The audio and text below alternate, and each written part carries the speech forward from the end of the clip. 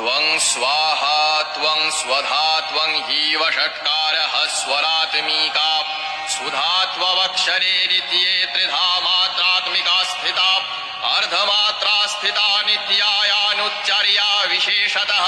त्वमेव सा त्वं सावित्री त्वं देवजननी परा त्ववैव धार्यते सर्वं त्वयैतत् सृज्यते जगत् त्वयैतत् पाल्यते देवी त्वमत्स्यन्ते च सर्वदा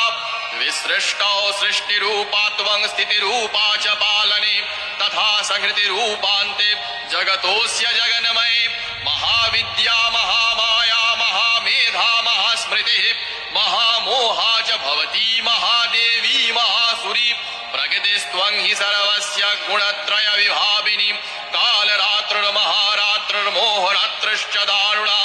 त्वं श्रीस्त्वमीश्वरी त्वं ह्रीस्त्वं बुद्धिर्बोधलक्षणा लज्जा पुष्टिस्तथा तुष्टिस्त्वं शान्तिः शान्तिरेव च खड्गिनी शूलिनी घोरा गदिनी चक्रिणी